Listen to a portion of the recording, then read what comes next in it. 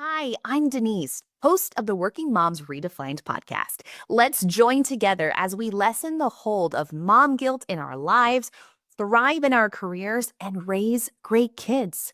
You are doing enough.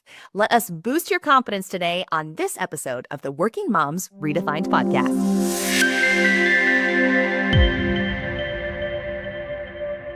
When was the last time that you allowed yourself to dream about your dream life? That dead air, that silence, that's your mind thinking, I don't know if I've ever done that. It's okay. Stop shaming and guilting yourself in realizing that, hi, my name is Denise, and I hadn't done that until 3 years ago either. And then once you do, your life changes. Today, we are going to talk to a marketing strategist who has taken her day job into her passion for her personal life as well. We are going to imagine a life where the unexplained becomes explained, where our unworthiness becomes worthiness, and the unexpected becomes the expected. I don't know about you, but I just got chills. If you're looking on our YouTube channel, my hair is standing up. And yet, you now get to experience that statement in real life because we are joined with Kristen Rogers. Kristen is not living a life of a nest full of children, and yet she's not an empty nester either. She likes to describe herself simply as UnNested. How fun is that? She has a BA in communications and marketing and a master's in healthcare administration. And Kristen has led strategy after strategy with strategic visioning and planning throughout her entire career. If we could give you some of the personal examples as to what she has done, you would be mind blown. But I'll just let you hear from her yourself. Now, at her day job, she leads strategy where she is passionate about redesigning healthcare from the inside out. In that statement, that is where we are very different. Can you imagine? Can you imagine that weight? And yet, while her personal passion, as I alluded to earlier, is leading visioning for people to redesign themselves from the inside out. It's a big statement, and yet she makes it happen. Kristen and her husband, Patrick, have a cute little dog named Ranger and their cat named Otis. They picked up and moved across the country to Colorado in 2022, and that's when she created Life UnNested. Life UnNested was born when Kristen was searching for answers to, let's be honest, some of life's biggest curveballs that we ourselves have already experienced or are happening down the road. Now, I'm so excited for you today to hear from Kristen as to how she embraces when your life will really not go according to plan and be ready for when it doesn't. Now, the cool thing about this is, her resume is super fun and exciting and different. But even cooler is that you now get to talk with one of my very best friends, Kristen Rogers. Kristen, we met in November of 2020, and I feel like you have been in my life the entire time. Thank you for being part of the Working Moms Redefined podcast. It's so crazy to see you do your thing from this lens. I'm just excited to be here and so stinking proud of you. I am so excited. Yes, thank you for all of those kind words. And let's dig in. This is going to be an episode where there are so many takeaways. There are so many action items, and there are so many nuggets of gold that you can simply sit with, dependent on which season of life you are in. And so, Kristen, as I always love to ask, by the end of this episode, what are our listeners going to be able to take away from our time together with you? Gosh, I hope good things. I really hope that people leave empowered to feel like they can design a life based really on their own desires, and inspiring and supporting and guiding women to use their intuition and clarify their desires and be able to take actions that are really aligned with their truest self inside. So hopefully they leave with an understanding of why a vision matters, especially for working moms, with really a desire to design a blueprint for their life that's free, empowered, and super aligned. Sounds amazing, right? And if for a second, as so many of us working parents might have thought in the moments that she says that, don't you dare turn this off because you do have time for this. The cool thing about this is that this is a conversation that is going to continue between you, yourself, and I in your mind beyond our time together. You don't have to quite yet designate time on the calendar to sit down and map out your entire life. Your first step is saying yes to figuring out what that dream life might even look like. And almost what I say, giving yourself permission that it's okay to dream. I remember one time I was sitting in a financial meeting with my brother in law, who's an Edward Jones rep, and he was like, "So, what do you want to do? What do you want to dream?" And I found myself being like, "I'm so content. I'm good. I should." That was not the case. It was actually that I had not given myself permission to see what is possible. And there's so many manifestation guidelines and dream kits and all of this stuff that we could talk about. But instead, Kristen, we're going to take to strategy because you and I both know if there's a strategy, it will happen. There is a plan for you. Yeah. Before we get to that plan, help me understand the vision behind UnNested, how you got to be here in an unnested way. Yeah. So I think that there are really three key events that happened in my life that really showed me kind of after the fact how important a vision was.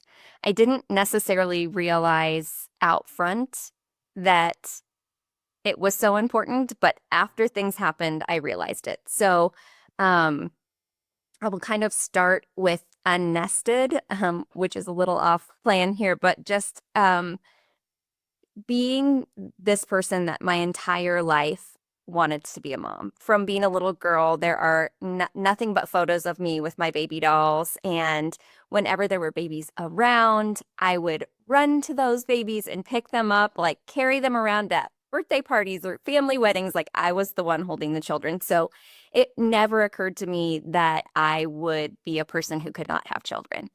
So, unnested and unexplained infertility are two things that really were drivers in my life. And so, for me, trying to sort that out was um,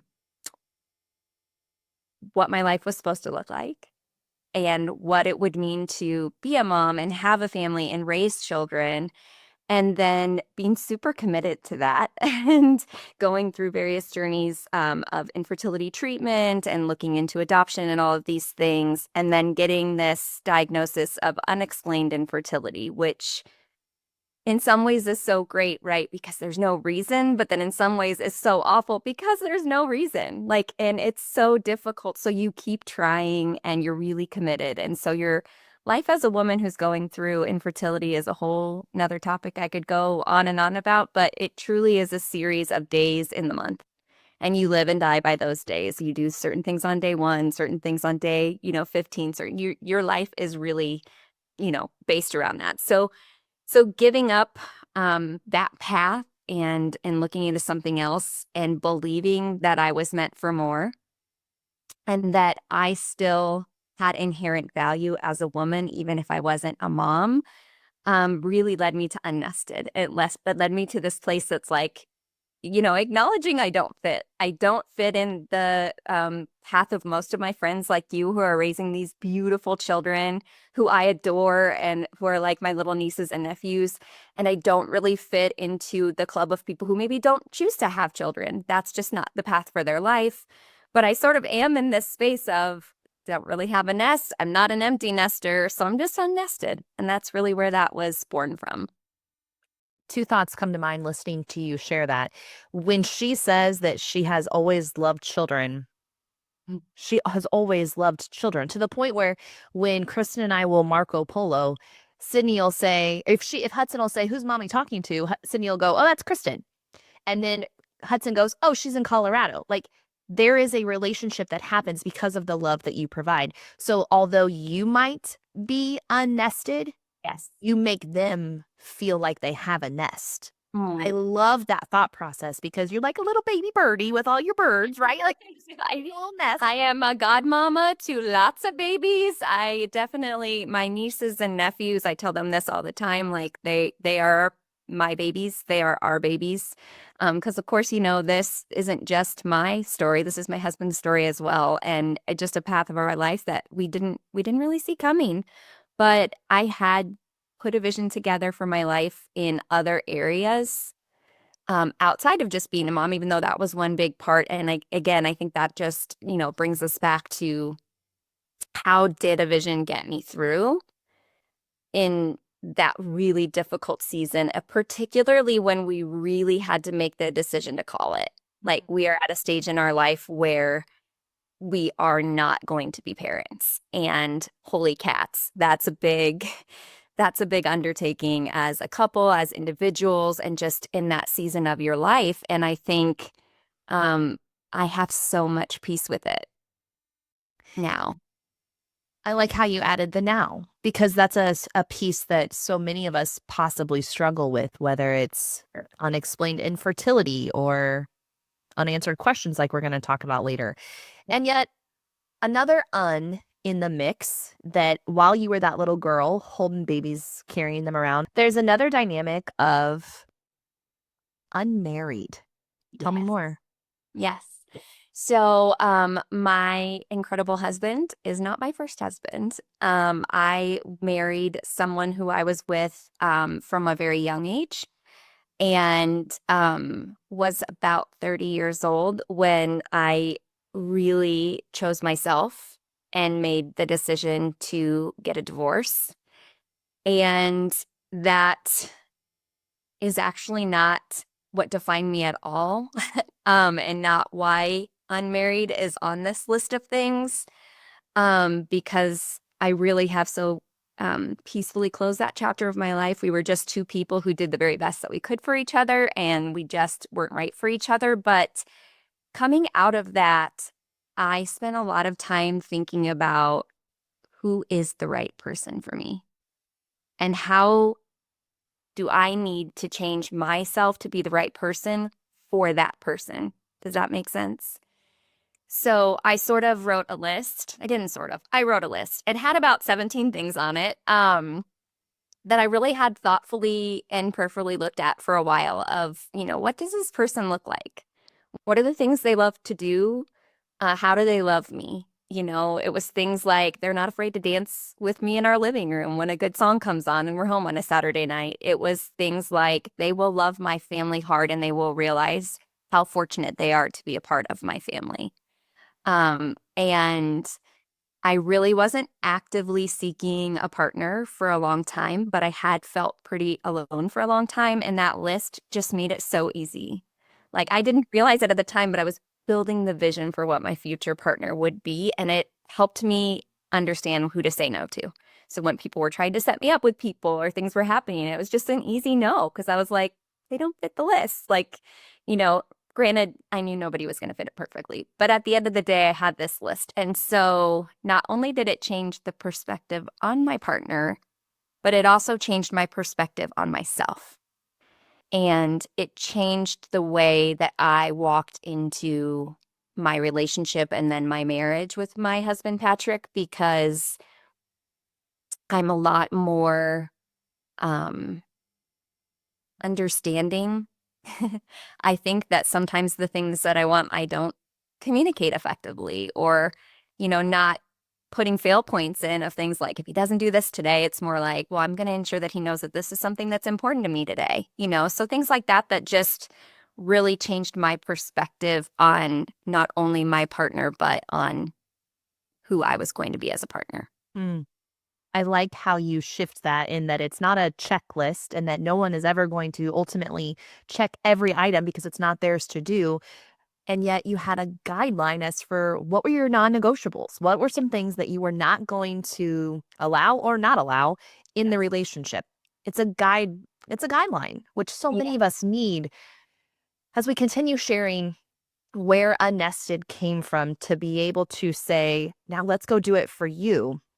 There's Yes. another hard point to talk about, and that is unanswered questions. Yes. Specifically with your bigger brother.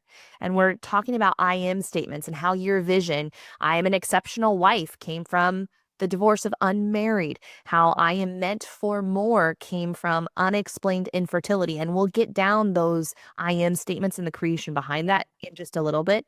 But this one, I honor my brother in my daily life. This came from unanswered questions because your big brother's not there anymore.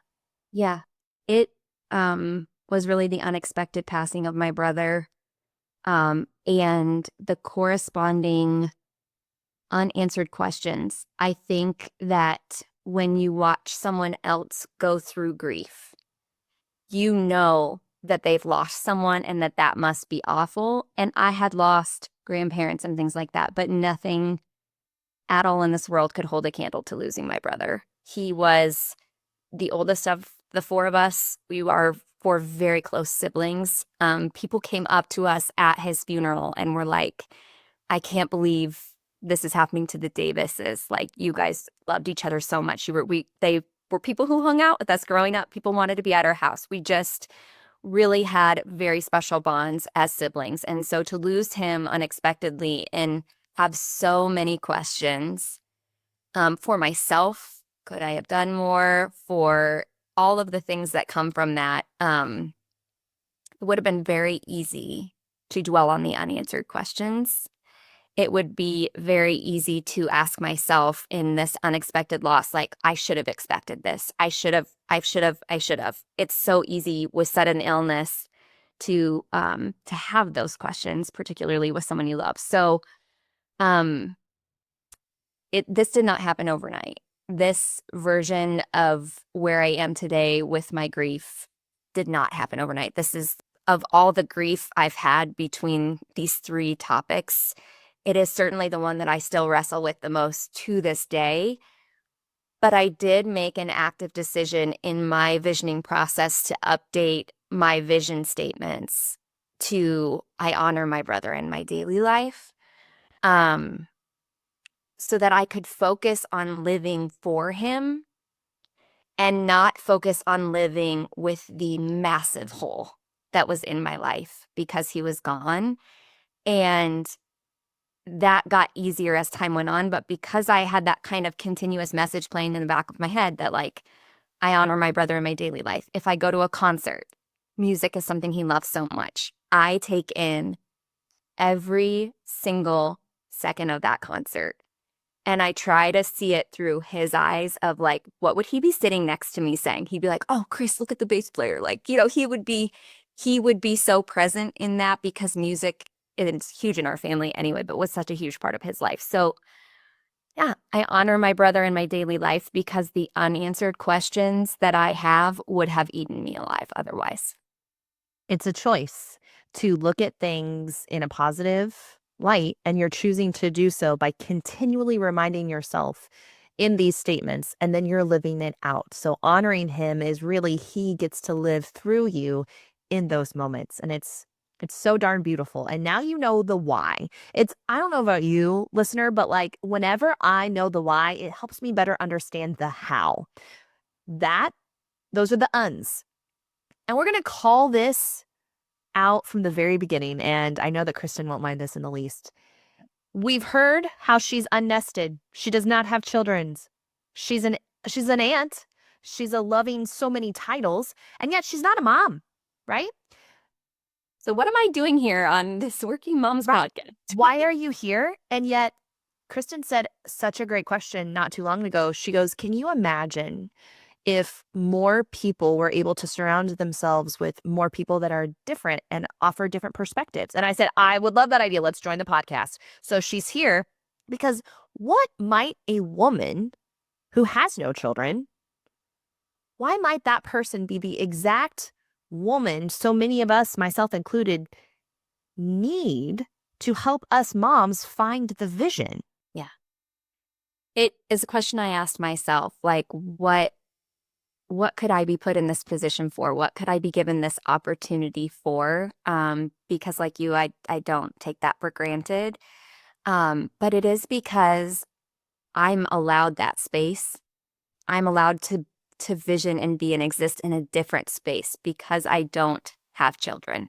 And I recognize how difficult it is for people like you, who I love so much, who I often challenge in a lot of these spaces, to really understand the difference between what do I want because it's the right thing for my children and my family, and what do I want because it's a true desire deeply rooted within myself.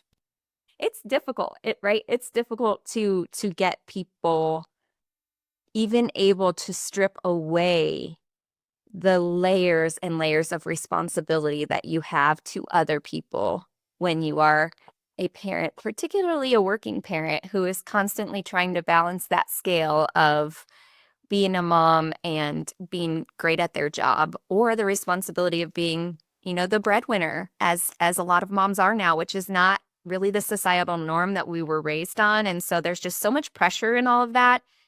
Um, and so, yeah, I think I'm blessed with a lot of moms in my life, and I have been really incredibly blessed to lead moms, which has given me a lot of insight into the level of pressure that they feel and the difficulty to really find themselves and really look at, yeah, what matters to me, and do I still get to have my own dreams that are just my own if I'm a mom? Yes. The answer is yes. It's the perfect mix because so many of us surround ourselves with people who we are familiar with and who walk the same walks and talks of life. Yeah. And although we might want to go find others, it's hard. Yeah. So we're bringing the hard to you. We are bringing Kristen Rogers to you to talk about strategic visioning for your personal life. And that does not sound super fun. And I'll be honest, the first time that I will say, had to do this, it was not fun. Kristen led me through this activity in 2023. I was standing in my kitchen. Kristen, can you remind me how this went, right? Like, how did we start this visioning activity? Listeners, you don't have to do it now, but she'll quickly explain what she does and why. Yes. Yes. So, the ability to detach, from yourself, sort of divorce yourself for a moment from real life and get into a place where you can vision. Previously, when you did this exercise, you actually weren't in your kitchen. Your vision took you to your kitchen. So we were together and I was asking you to vision. And the former way I used to do this exercise was I used to put people in their favorite place, the place they felt most at peace, most happy. And you went to your kitchen. And then I said, take all the people away that matter to you, that you love, that count on you. And you're like, I can't be in my kitchen anymore. You were like, what are you doing to me? This doesn't make sense. And you had, I think, that intrinsic, the thing that I find is across all the women that I work with, particularly those that are moms, the most difficult thing to do, which is to take that moment and actually only be in solitude with yourself, with your own thoughts and your own desires. So you went to your kitchen, but then you moved somewhere else, I think. Like, I can't remember where, but your vision moved you there. And I think when you are living in constant motion, you're sometimes in survival mode, right? Like you're dealing with big things, hard things. It can feel stuck. It can feel really, really stuck. Um, and you may not even be able to define that that's the word for it.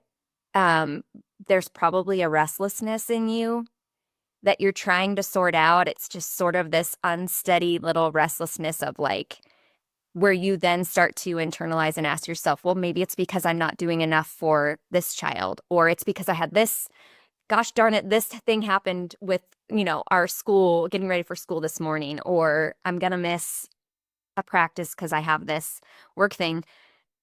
There's a lot of those, but the real internal restlessness lies in the fact that you're not in alignment with what you really have deeply rooted desire for in your spirit.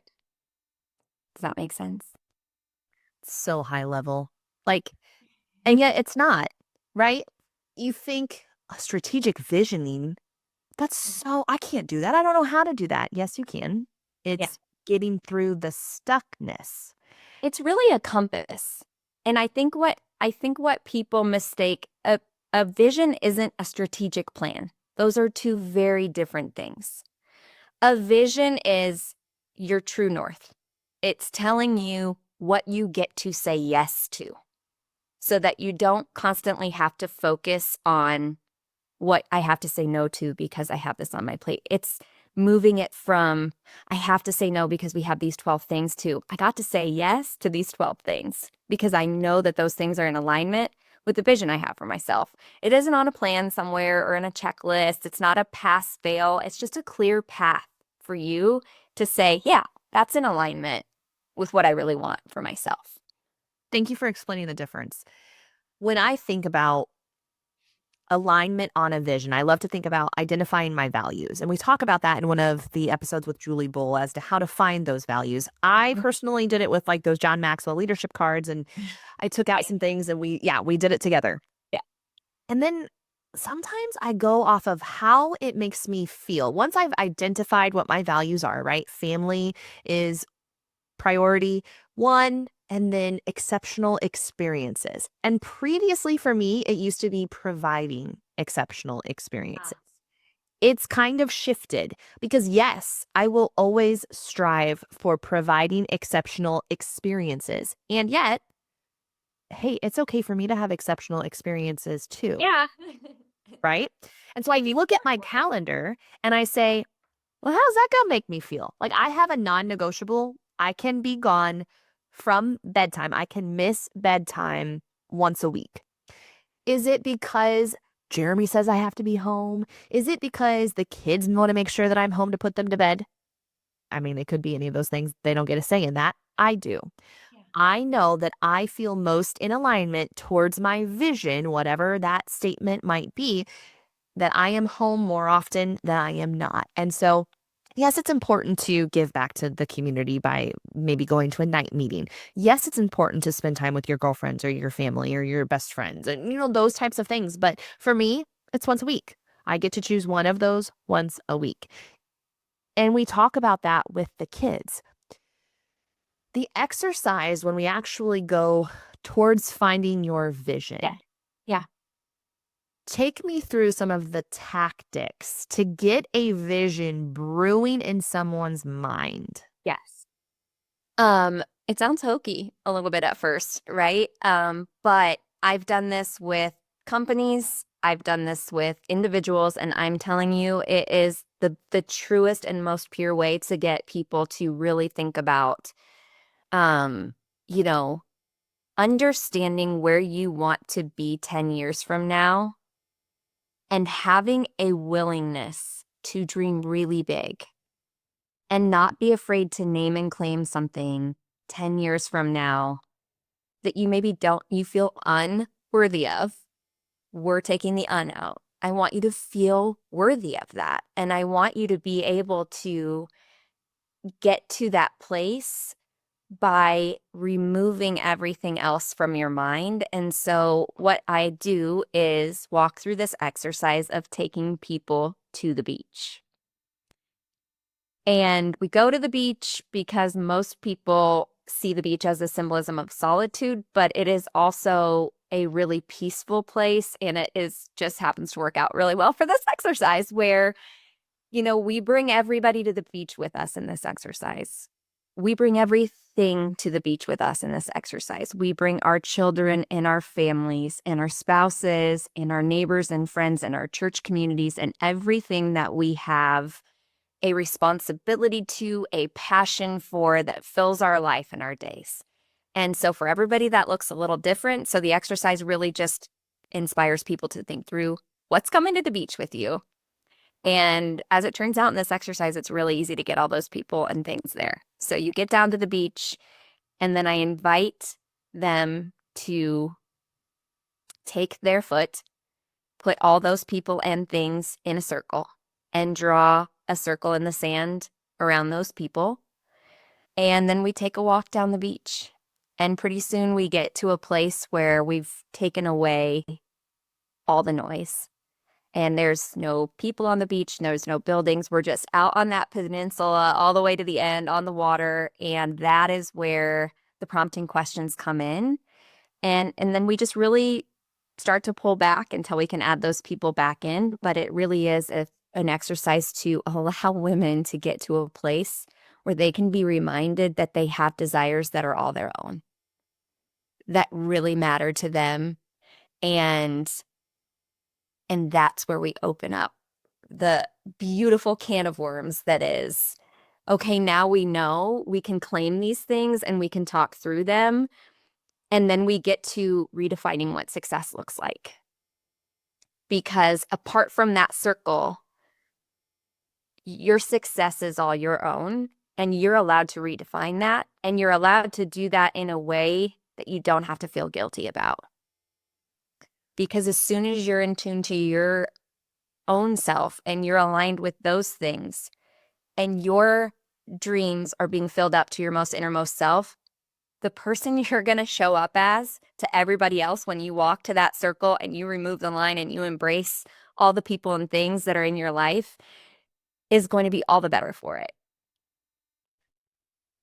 And so many, I'm assuming, are like, that sounds absolutely wonderful. 1, I'm scared. 2, I've never done anything like this. 3, that sounds so hard. It sounds hard. And it is. I mean, women and men cry when you take them through this activity. Yeah, they do. Myself included. Yeah, they do. It's very emotional. Yeah. Why do you think that is? I think it is multifactorial. I think for some people, their true desires have felt so impossible. So I'll use having babies. For me, for so long, that was all I wanted. And it was the thing that kept evading my life over and over and over again. And so to dream big, to think big, to think about things that you really have a desire. I just went through this exercise with a woman a couple of weeks ago. She told me she would not mind me saying this, but they have 2 children and she really wants a third and her husband doesn't. And she is like, this is what I want. I know this is what I want. And I don't even want to bring this up as part of my vision because how can I put it on there? It's not what he wants. And when it really got down to it with her, it was so emotional and so scary to talk about because we had to get to the root of what is it that you're searching for in that third baby? What is it that you're looking for? Is it the experience? Because God knows there's nothing more magical in the world than carrying your baby, having your baby, bringing this other life into the world, whatever. Well, for her, this is my conversation with her. But at the end of the day, getting to the root of what she was really searching for, there wasn't a third baby. It wasn't. And I could tear up right now talking about it because it was the most beautiful conversation with her and the fact that I just led her to water.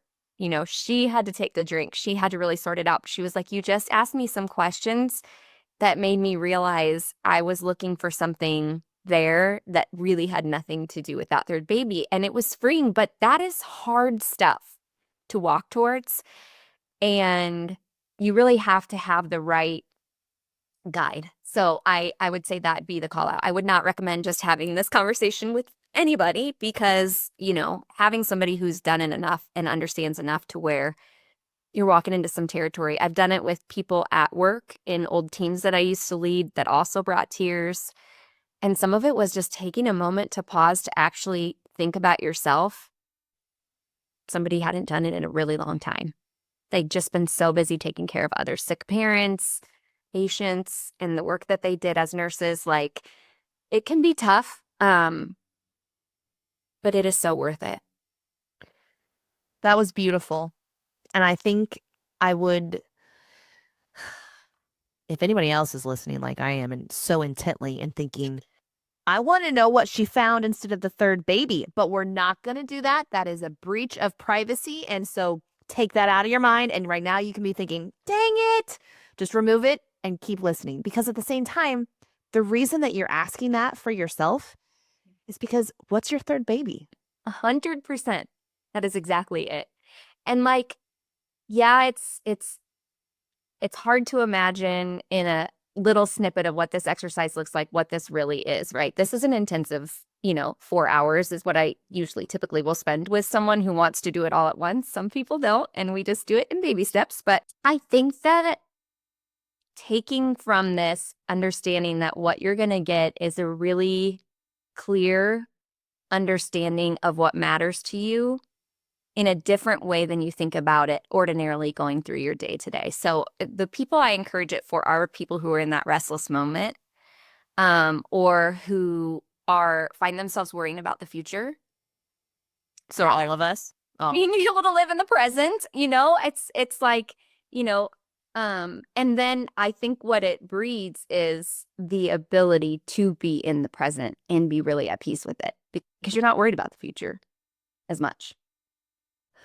Kristen, you did a great job of painting the picture, laying out the questions that you'll ask, how you'll take people through the process, how we can do that together. And yet, that's all fine and dandy. And I love all these thoughts that we come to. But how do we make it tangible? Yeah. How do we make it something that I can think of in a moment when, for instance, like the example that you gave at a concert, that you honor your brother in your daily life, you remember him, oh, I wonder what he'd be thinking about this right now. Well, you bring that to it. So really there's a vision statement that then needs to be or gets to be constructed once you lay out that vision. It's putting words to it, right? That sounds hard. It's not. It's actually so much easier than you think. I think that why is it important to put words to it? I think that the other thing that people often confuse between like a vision and a plan is the vision is more about that true north, but it's defining those words for yourself that are playing in the background, right? Like they're not out in front of you every day. So I'll give you the example of I exhibit Christ-like behavior. Um, Prior to that, for years, my vision was I put God first. I put God first. And I found that that was not the right vision for me. I've maybe ever, but definitely not anymore, as I've been deconstructing religion from my life for one purpose. But for the other is that was a pass fail.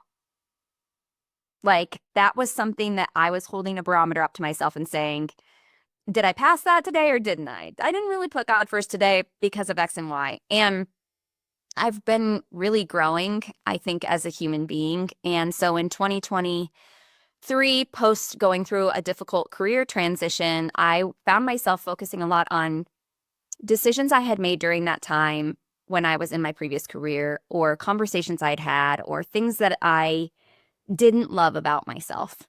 I didn't like about the way I approached situations or people. And my grandma always told me, and it's been the thing that's defined my life, is I leave people and places better than I found them. And I couldn't walk out of that situation feeling like I had left people better than I found them just in my own actions. And so I was really wrestling with that. And so that's when I changed my vision statement from I put God first to I exhibit Christ-like behavior, because it is that sort of angel on my shoulder. And I'm in a situation and I'm like, how could someone see Christ in me in this moment? What would that look like? And that turns out to be being more kind, being more understanding, leading with grace, and being really intentional about seeking first to understand, when people are, behaving in certain ways or when certain situations are happening. In work, it showed up for me like I fix processes, not people. So in my current job, it shows up like where before I might have been like, we're continuously running into this ball being dropped in this area, or this thing happens and we've got to, it's like, well, there's something that is broken here and it isn't a person. Like, how do we ensure that it's the right process, that it's the right role for the person, that we're setting them up for success? So it causes me to look at that differently. So when it comes to defining a vision and putting words to it, it doesn't have to be something that is like this very laborious process, and B, you don't have to keep it forever.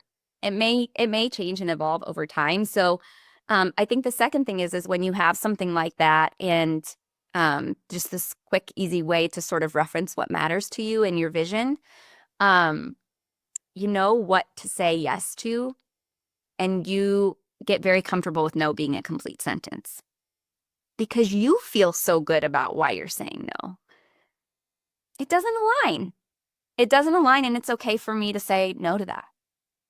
And that's not completely, put more on that. No, because XYZ. yeah. And we do that oftentimes to feel better for ourselves. Like, oh, if I don't go to this event, I'm really going to be letting somebody else down. So I'm going to over explain. But when you're not going to that event because you've prioritized these other things, because you know what path you're on, you don't feel guilty. You're like, I'm aligned in a different direction. That's where my time is a commodity and I have to spend it wisely. It goes to that living intention thought process you have. Yeah. Yes, very much so. Yeah, very much so. And I think that we all want to live intentionally. I don't think there's anybody out there that's like, you know what I'd want to do today is just go through the motions and have a meaningless life. Like nobody does, but life is freaking busy. It is busy and it's really redundant. So it's easy to get into the habit of just setting the alarm, getting up, do the things I have to do, get out of the house, go to work, come home, do the dinner, go to bed. And you do that over and over and over again. And so having a vision helps you live with more intention. It puts a little pressure on you, honestly, to think about it differently and to approach it differently. And again, it's just these basic statements. That's what a vision is to say. So I honor my brother in my daily life. It's a really, really good way to live intentionally, to have something like that. And, even just I'm an exceptional wife. That one was hard for me at first. It really was. I wasn't nailing it. Really, I still had a lot of unhealed stuff in there. And I was projecting stuff onto my husband, Patrick. And so he knows that I say to myself every day, I'm an exceptional wife too. And I think that's big. And sharing it with him, he knows that honoring my brother in my daily life is super important to me. He also knows that's what keeps me from crying about it all the time. Like I didn't live big for him, So again, it's just these statements and this way of taking the things that matter to you, defining it and putting words to it, and then allowing it to push you to living more intentionally towards those things. Sign me up, right? That sounds amazing. Let's get to it. And then when we sit down to actually do the activity, whether you're going to attempt to do this by yourself or if you want to work with Kristen, we'll give you details as to how you can do that later. You then have two columns in my mind. How do I figure out the column, if you will, that I'm still not giving myself permission to consider only me and I'm putting shoulds in this column? And then this other column about like my true heart desires rooted in my authentic self. How do you find the difference? I think that there's always going to be polarity to life. And there's a really great polarity exercise if, we can put that out there somehow to give it to people. But that there's always going to be these two things that are equally important and they're competing with each other. And I think that is why if a lack of vision and a lack of having that in place, it's not a bad thing. It doesn't mean that anybody that walks away from this conversation is like, I've never even thought to do that. And well, now there's just another thing on my to-do list that I should be doing. It's not that, right? But it is just that, like, the whole point of this and coming and talking about like the three bigs in my life is that in the absence of a vision, I would have been fine. But those things were made better because I had a guiding light along the way. While I was going through my divorce, I was also trying to dream about my career. Like, what do I want to be? And I wanted to be a chief strategy officer. I wanted to lead that work in healthcare. I wanted to make a difference and build affordable healthcare and accessible healthcare and change the way that healthcare was. Like, that was what I wanted to do. So when I was going through my divorce and I was financially in the throes of trying to start over, I also had a vision for my career, and it wasn't pressure on me. It was peace. It was the ability to say, there's this list of shoulds and things that I need to do, and I'm going to do those, but I'm going to do all things with this compass, knowing that I'm trying to get to a different place. I'm trying to move to a different place. The grief I could live in that and rest in that and sit in that for the rest of my life. My big brother was such a huge and pivotal person in my life, but instead I get to celebrate him. And I can be reminded that he would never want me to suffer. He would never want my life to be limited because of his passing. And so does that help? It takes you from, you're always going to have the shoulds and you're going to have the desires, and there's going to be polarity. There's going to be times where those two things are incongruent, and it's about having it playing in the background, not having it apply more pressure. Hmm. We will link the polarity exercise that you are referencing in the show notes. So then that way you could go do that activity should you like. When we talk about society and religion and norms, we tie that to where could a woman without children fit? What does that stem from for you, or why is that important to you to talk about? I think that there is, it's very easy to feel as a woman without children. I'll give you an example.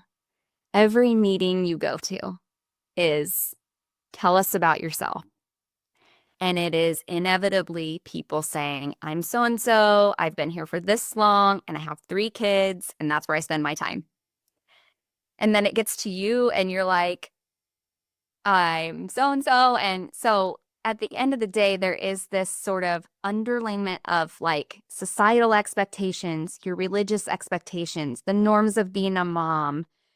And so for me, where that question came up of where could a woman without kids fit, it's like, who told you that? Who told you that the only way you can fit in is if you're a mom? If there isn't a place where you fit, build it. That's where UnNested came from. Until I realized really quickly I had absolutely zero desire to ever be on social media with my face. And then I was like, never mind, I'm not building a community because I hate that and I can't do it. But I'm here because of it, because it evolved, right? But it's really asking yourself the question why when it comes to your own thoughts. It is questioning who told you that that's the way that it had to be. It's often us. Yeah, I don't like when you ask me that question because because I know you so well, when you asked me that question, I was like, oh, I know why she's asking me this. And yet I need to be asked that. Yeah. I don't know if I've ever told you this. And one time when we were talking in our mastermind, that's how Kristen and I met. We were part of a mastermind. Us and 4 other women were part of this group. It was beautiful. That's where my desire to get Maxwell Leadership Certified came from, was because of the relationships that were formed. And I was like, more people have to have this. Let's go. That sounded like Hudson. That's what he's been saying lately. Let's go. Okay. Oh, I love it so much. We're going. Right. Let's do it. I digress. I love that. One of the times that you provided that specific example that you just gave, when you will go around the table and who are you? We label ourselves. Yeah. Good or bad, indifferent. However, that stuck with me so much because I'm a wife. I'm a mom. I'm a daughter. I'm a friend. I'm so many things. And yet, those are titles. Those are quote unquote jobs or things that I hold. Who am I? And so in my bios now, when I send them, whether they're reading them on a stage, whether they're for a newspaper article or a podcast interview, my first sentence as to who is Denise Talkett radiates joy. Because that's me with nothing. I love that so much. Well, it's because you stuck me on a freaking peninsula in the middle of nowhere with a circle around all the people that made me and gave me those titles. I had no choice. You did this. That's my fault. Fine. I take it. But what is that statement for you, listener, right? Like, once you strip away all of those titles, I am what? I am who? I am joy. I radiate joy. And some days I just literally said ain't. I am not radiating joy. Pass or fail. I love that example that you gave. Like, it doesn't have to be your pass or fail. No. There are degrees of joy being radiated. And so give yourself some grace in that. But removing the norms of who are you when you get asked around the table to introduce yourself. I love that. Particularly if those norms don't fit, right? Like, give yourself permission to consider that if you're unlike me, you want to be on social media and you want to be telling your story, go do it. Go do it. Like in our mastermind, we just kept coming back, Kristen, you should write a book. You should write a book. And I was just like, no. And then finally somebody said, why? And I was like, well, and I kind of started going into this thing. And she said, you don't want to give people access to you. And I was like, Crap. and it led to, I don't want to give people that hurt me access to me.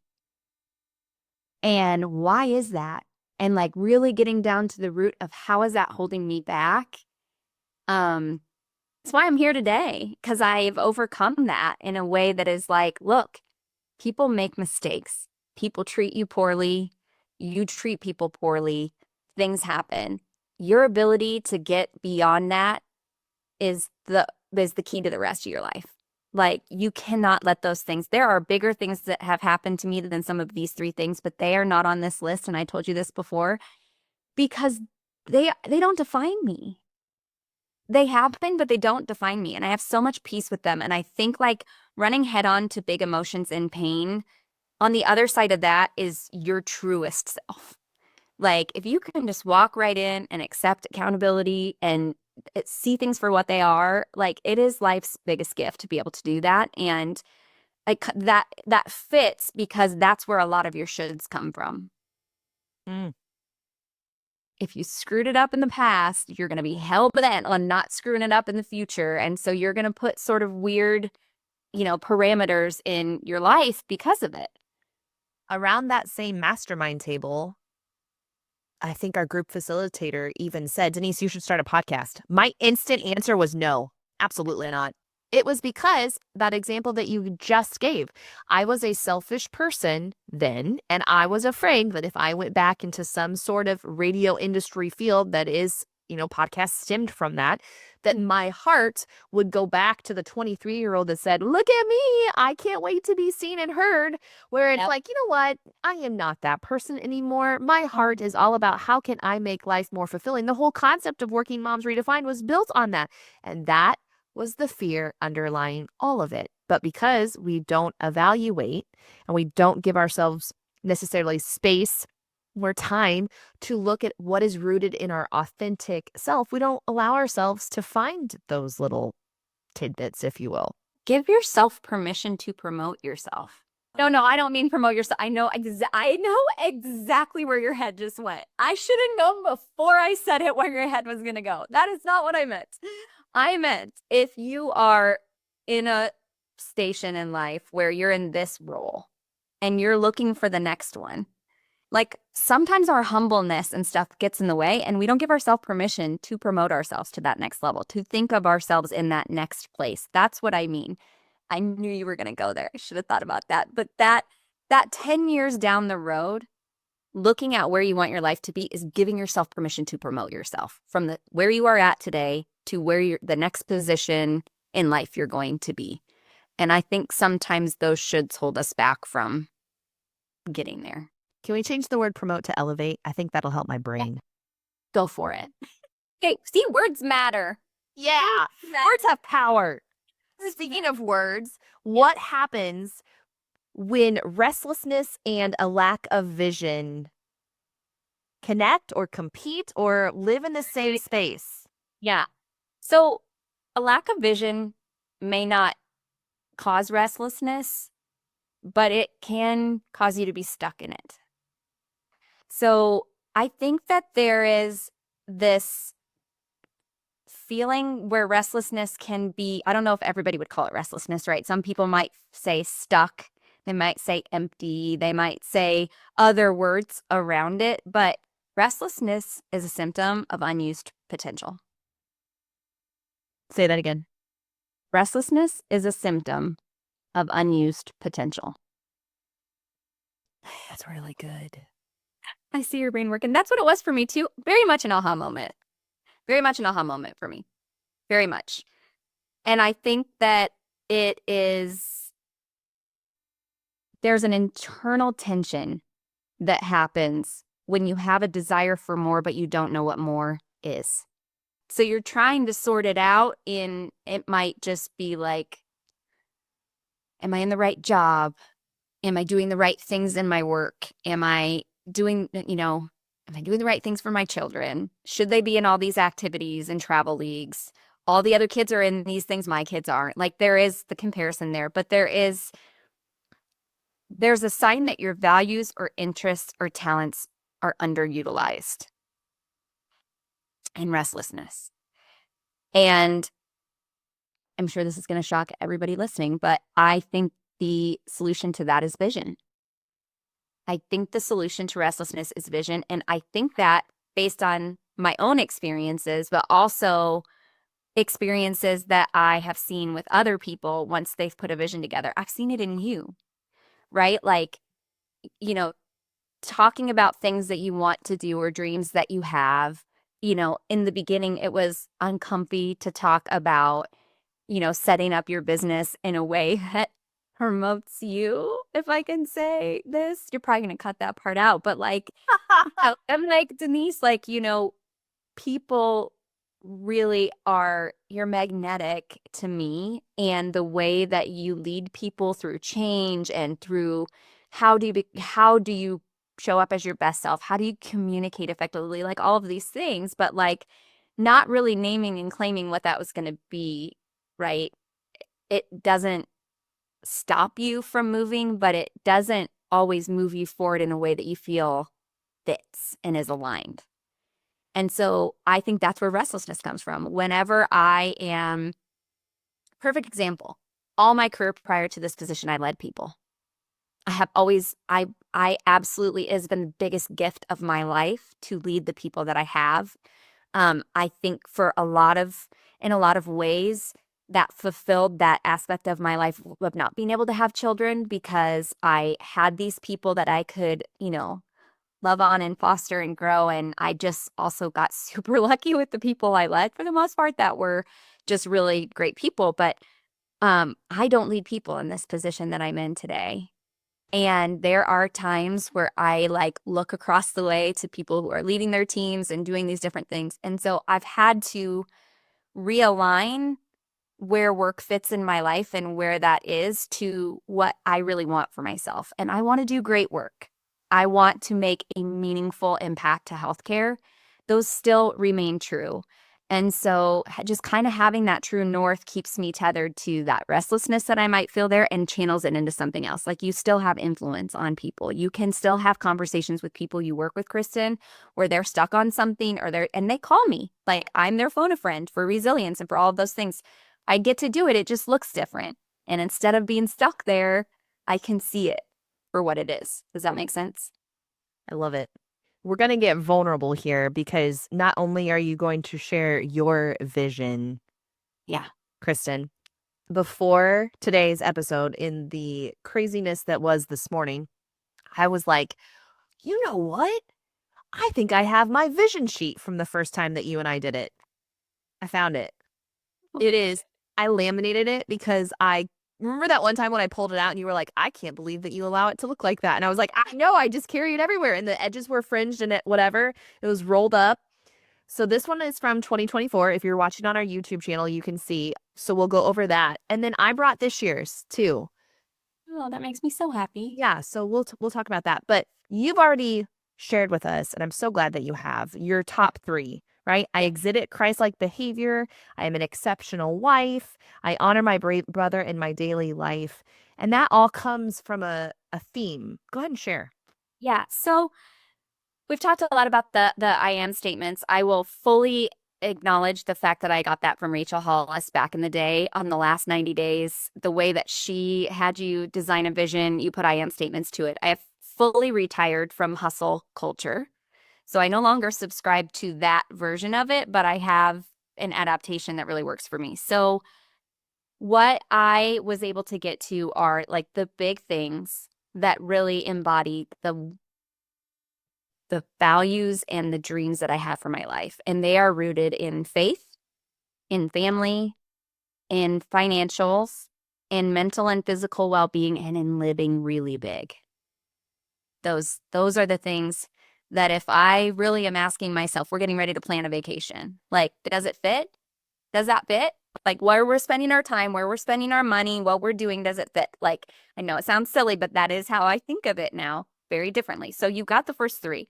So out of those buckets, as I call them, Denise is like, oh, the buckets, whenever I bring them up. Out of those buckets, the other ones that I haven't shared is I am a good steward of our financial resources. And you'll see this show up a bit in things, but I went through a season of my life where it was scary. Like, I was financially like, oh gosh, this is a big change to our life. We moved across the country to Colorado. But given that I had tethered to that, I felt like we were in really good shape. And so it's just something that I keep on my list. I no longer allow triggers from my past to hold back my future. Those top three curveballs that we talked about in the beginning, there's a lot of triggers associated with that. So just really, when something comes up and I have to ask myself, why am I feeling this way? And I'll be like, oh, because you're allowing something that happened to you 10 years ago to drive how you're feeling about this situation. Like, be present. What's your reality now? Do you still feel the same way? I don't allow my career to govern my life. That's a big one. And I no longer struggle with this, but I definitely, my whole identity was wrapped up in who I was at work. And, you know, I wasn't really rooted in myself, my life, who I was as a person. I was rooted in my career. And so I have that nice little reminder for weeks like these, quite frankly. I am retired at age 60 with the financial freedom to live my dreams. That's really where the financial stuff comes from. It's from being responsible, being a good steward of, the financial resources that God's given us, and really saying, hey, like, we work really hard. I don't want to do this forever. I don't allow my weight to govern how I feel about myself. So as someone who has yo-yoed over, health illnesses, gone through infertility for the love of God, all the things that my poor little body has been through, my weight has just been a really big roller coaster. And it was really tied to my self-esteem and my confidence.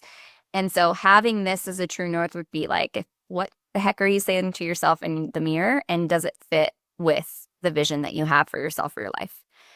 I don't sacrifice myself for others.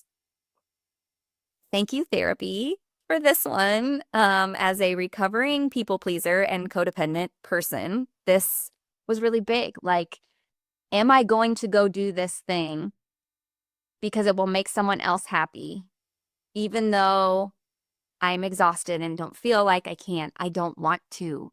It doesn't, I no longer sacrifice myself for others. It doesn't mean I don't take care of the people that I love, that I don't show up for the people that I love and care about, but who is on that list is defined very differently because of this one. And then this one, the one that you know so well, I believe the kind things that people say about me. Ouch. Ouch. I struggle this. This one's struggle bus city still to this day. But those are my big, vulnerable. That's my vision. That's my vision. And for the record, the top three, the reason why I bring them up, those are the ones I say to myself every morning when I get up. Very simply, I exhibit Christ-like behavior. I'm an exceptional wife. I honor my brother in my daily life. Those are the big three. The others are just the gentle reminders I give myself whenever I get restless or veer off course. So do you do this type of vision work every year? How does that work? Do they shift? Do they change? What does that look like for you? I do it every year. So again, this process started for me back in the Rachel Hollis days. For those of you that aren't familiar, she used to do this exercise called the last 90 days, where in October, you do all the things to prepare yourself for the new year. So instead of doing New Year's resolutions, you're preparing yourself. The vision was very much around hustle culture, like I said. So it was around like earning more and drinking your water and exercising more and all these things that I no longer subscribe to. But yeah, at the end of the year, I will say, since I hit my stride here, they didn't change much from 23 to 24. and they didn't change at all from 24 to 25. Something about being in your 40s, I don't know, but I just really feel like this is culminated into a really peaceful place, and these still really ring true for me. But prior to that, I mean, I had things on my list like getting my master's degree. It was something that was on my list for like 5 years. And then I finally achieved it. It was like, 20 under 40. Like I used to have things in my list that were very driven to the station that I was at in life and the season that I was in. Whereas now it's really just like, who am I? And it's less about these one-off achievements or things like that, if that makes sense. Mm, so good. For mine this year, I love, and I think we've done it before. If not, we're going to do it again. No, we didn't do it before because this Working Moms Redefined was born in March. With the Denise Talkett Leadership Series, we've done the Word of the Year concept, where I love taking all of what Kristen has enveloped and working backwards from how do you want people to feel once they leave you, with the thought process being, how do you want to feel about yourself when all those people are gone? 2 years ago, oh my goodness, what was the word? I had a word. Where's my word? Impact. In 2024, impact was the word because I wanted to help people feel their impact. So 2024 was outward facing. Whatever. That's great. As you referenced earlier, sometimes I have a unhealthy relationship with humility. So this year I was struggling between two words and I ended up picking dynamic. And yes, I want people to realize that they are dynamic, but ultimately I needed to build a belief in myself that it was okay that I am dynamic. And so I wear it on my wrist each and every day, right next to my BFF bracelet that Sydney gave me. And at the top of my sheet this year, it says, my word of the year is dynamic. And the cool thing about focusing on me, because sometimes it's hard to focus on yourself when you're consistently serving and giving to others. The cool thing when I focus on realizing the dynamics in my life and how I am dynamic, I notice that word so much more when other people say it about themselves. So it rings both to be true. So in coaching sessions, if people will say, oh, I saw that this was very dynamic, or I mean, weekly, someone will say the word dynamic referencing themselves or situations. And I'm like, isn't that funny? What you look for, your brain will find, That's yellow car So theory. exactly. Yellow car theory. So I divvied them up because, as Kristen referenced, she is in a different season when it comes to her whole self. And it's funny, I had forgotten about that 20 under 40 award thing, and that was on mine. And I was like, oh yeah, that was last year. This is what happens, right? When there's no reflection, we're not learning about ourselves. It's important. And so for this year, I did different buckets, as annoying as that word is. I don't know why that annoys me so much, but it annoys me. Use it anyway. That's right. So I did the buckets of relationships, my career, and for me. It's not fun, but I did it. So for relationships, I could not pick one for Jeremy. Like I couldn't pick one all-encompassing one. So I broke it out for what are the most important relationships in my life. So Jeremy, our kids, and my sister. And so for Jeremy, I just love these. It is I trust him. I empower. I don't oversee.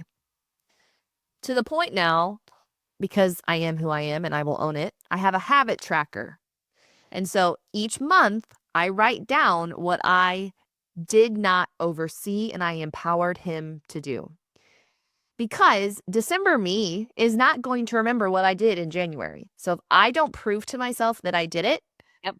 I'm not going to celebrate, might even be too big of a word, but like relish in the fact of like, okay, yeah, I didn't move the goalpost. I actually reached the goalpost. So as I look back on what did I let go, these were big things. And right now I get to add for the next month, I'm going to do it right now. I'm going to plan ahead. Even though the month is not completed yet, I'm going to put for September, he has been kicking butt on dealing with all things construction. Oh, yeah. Construction. Oh no, I didn't use my same marker. And you've been kicking butt at not letting the construction drive you crazy. Look at you go. One day at a time. Thanks for that. I appreciate it. Let's see. Kids, I incorporate fun into our family. One time, before I even had children, Someone said to me, Denise, I bet you are going to be such a fun mom. And that stuck with me because I don't really find myself to be a fun person. We've talked about this. We don't need to go down that road. Well, by golly, if that statement is not true, I just was telling myself an untrue story. Had I not written it down and tracked it, I would not be able to say, you know what, Denise, you've been lying to yourself. You are fun. Are there days where you're more fun and inviting than others? Absolutely. But that's called real life, As every human in the world. as every human. And with my sister, I am intentional with Deanne. What does that look like? That means every 3 months we schedule time together. We got off of a weekend where she watches our kids a couple, 2 or 3 days each week during the summer. And so each year, the past 2 years, I have treated her to a weekend because by golly, thank you for giving me the gift of wanting to spend time with our kids, you know? And so that's one way that I am intentional. For my career bucket, I create harmony and delegate, and I let go to let others shine. So, of course, I have action items underneath all of this. You don't have to do this. This is where I have to have a plan. And Kristen's like, if you have a vision, you'll do it. Now that I'm saying this out loud, Kristen, I almost think it's because if I don't have the plan, I'm afraid I don't trust myself enough to do it. Yeah. I mean, to each his own. There's no wrong way. You are who you are, and there are going to be people built like you who are going to be like, yes, this makes the total sense to put this as a list. That's you taking it from a strategic vision to a strategic plan. That's what that is. And that's where I would encourage anyone to go with it. In the beginning, like I said with mine, there were things that were absolutely like there were milestones that needed to happen in order for certain things to happen. And like when I first started putting like, getting my master's, it was an MBA. I ended up getting an MHA. In the beginning, it was just get the degree. And then I started getting really good grades. And I was like, then I want to graduate with a 4.0. So then it was like, I pushed myself to that. So it has legs. It can walk on and do different things. It does not have to be any one thing. It is not intended to layer on pressure or more shoulds or more anything. It's just to give you permission to dream a little bit and to recognize, in my opinion, that there is a deep connection between you feeling fulfilled and doing those things for yourself and how you show up for the people that mean the most to you. Beautiful. My for me statement was I show up authentically and then notice or observe when and why I might not. Ooh, Yeah. That's therapy, man. that's so good. That's Good. so good. But for me, I have that I love how you say it, right? And I think that I say it in the open, right? Like that recovering people pleaser. Yeah. It's so deep in some of us. And you don't have to do that. And showing up authentically has been so darn fun because a lot of people get this version of me. And yet now everyone does because there's that less of a fear of, I wonder what people are going to think. Well, they're going to think something, whether you give them something to think about or not. So take Yeah. that off the table. Take that question off the table. Yeah. Is there anything else before we go into lightning round questions for us to really get to know you even more so? Kristen, is there anything else you want to add? I just think that sometimes these conversations, like I immediately go into okay, what all did we talk about? What did we say when you asked that question? I think that it is not that any of this was easy. I went through really, really difficult things, as I'm certain everyone listening has. And I mean, the hardest thing I've ever done in my life was walk out of the hospital room and leaving my brother there. It's the hardest thing I've ever done. And for so long, I could not say that out loud. I couldn't even barely think it and survive and breathe. The fact of the matter is that everybody has their moment like that. That hardest thing, the thing that just really, really hurts them and wrecks them. And so I love the idea that if people could take those things and channel them into action for their life that points them in a direction that they want to be going in, rather than those be the things that hold people back. That's the biggest thing, because none of this has been easy. Every single one of the big three that I mentioned at the beginning were fraught with so much heartache, so many tears, so many days where I didn't want to get out of bed. You know, there are still times where I will wake up in the middle of the night and my thought will be, oh my God, my brother died. Oh my God, that's real. That really happened. Or, oh my God, I really am never going to be a mom. I'm really never going to have my own kids. Like none of that goes away. But where I channel that to is so different because I have taken the time for myself to build this true north for my life. And in place UnNested. In a totally unnested place that I love so much. That being said, let's go ahead and just give that info now before we do the lightning round questions. How can people work with you, connect with you, ask questions, learn more? Where can they go? Yes, I'm at alifeunnnested.com. And I'm old school without the socials. And I am lifeunnnested@gmail.com, which comes to my phone. I talk to people all the time on there. So those are the two best ways. I'm also on LinkedIn, Kristen Rogers /strategy on LinkedIn. Yeah. We will link all 3 of those opportunities in the show notes. Having someone like Kristen in your life will make your life better, period. There's no better way to say it. And this is fun. This lightning round is going to be so fun. If you had to sum up your personal vision in one word right now, what would it be? Peaceful. Golly. What's one should that you've let go that has completely changed your life? Oh, one should that I've let go that has changed my life. I should have stayed. That could be applied in so many areas.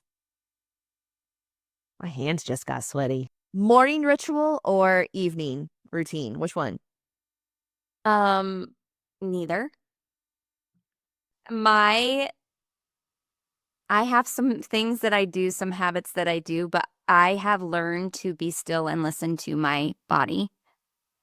And that has completely changed the ritual nature of my life. I was super habit, super everything has to look this way if I'm going to be. And now I'm like, my alarm goes off at the same time and things like that. But I'm very intentional about listening to my body. And I think that's where peaceful comes from, if I'm being real honest. But yeah, not a ritualistic. Tell if I'm envious, in awe, jealous. I'm not sure. We'll get there. You're probably just full of anxiety because the idea that somebody would say that's probably the craziest thing you've ever heard in your life.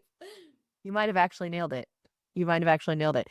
Okay, if you could put one sentence about vision or something that working moms need to hear on a billboard, I'm going to pull out the marketing background in you. What would it say? If I was going to drive by it each and every day, what would you put on there so that I would read? Hey, beautiful, do it for yourself. I whip my hair back. Do it for myself. Okay, let's take it a step further. Kristen, I'm going to put myself out there. My hands are sweaty. What is something that you feel like I could or should, not using the word should, I'm going to backtrack. I will not edit that out because words have power and I messed up. What is something that I could do for myself that maybe you feel as if I'm not looking straight in the eye? Oh, we've talked about this. Do it. What's my advice for you for real at this moment? Oh gosh. Take more time for yourself that is just for you. I feel like you think that you do it. And then I saw a post from you about first day of school where it was like, it's not this, it's this. And I'm like, but it should be that. Yeah. See, and I think that that is a perfect example, Kristen, of being able to put yourself, me in that example, to ask the hard question for somebody who is close to you to best reflect what they see you might need in your life. 1,000,000%. And somebody that's coming to it from a place of love and someone who knows what is really important to you.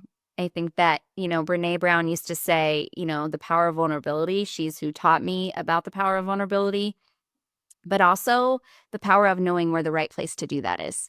This stuff can completely be an undoing in the wrong hands. You know, I've had people in my life who I thought really had my best interest and saw, you know, things in me and sort of made me feel safe, and then found out the really hard way that they were not the right people. And so, yeah, I think finding the right person to do it. And we've definitely found it in each other, because we have no problem pushing back and saying, I hear you, but have you considered that maybe you actually do need to do more that is just for yourself? And to say, you're right. You know, to be able to say, I'm going to write it on my to-do list. Hold on. Okay, last question. What is one small practical step that one of our beautiful listeners could take today to start clarifying their or his or her own vision? Yeah. Apart from getting somebody to help you with it, because I do think that external voice is really important, um, I would get really clear about my buckets, like mine being faith and family and those things. I think getting clear about that is the first step, because then you can start to see, what do I need to say to myself every day to make sure that those things are my priority? Boom. I mean, there is no better way to wrap up this than by saying thank you.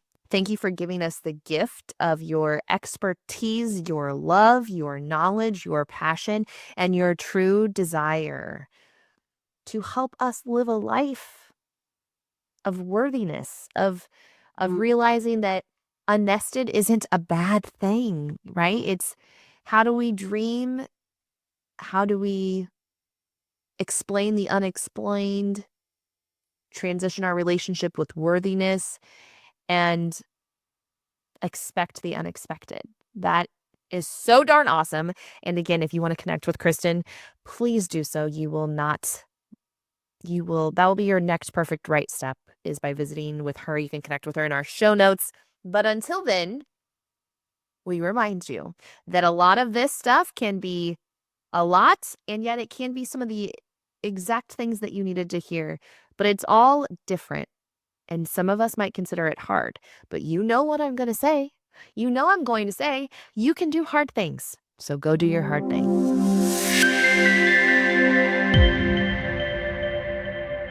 Thank you for listening to the Working Moms Redefined podcast. It is not lost on me that you chose to spend time together. Thank you. Let's connect outside of this space on socials. We'd love for you to follow us on Instagram, Facebook, LinkedIn, Pinterest. We've got it all to connect with you. If you feel as if someone in your life could be impacted by this message, feel free to share it. That is the biggest compliment. As we part ways together, remember, you can do hard things. So Sydney has decided that I'm so good at hair that she is going to pick a Pinterest style every day, and I'm going to do it. And hell yeah, I'm going to do it. So this is what, I don't know if you can tell.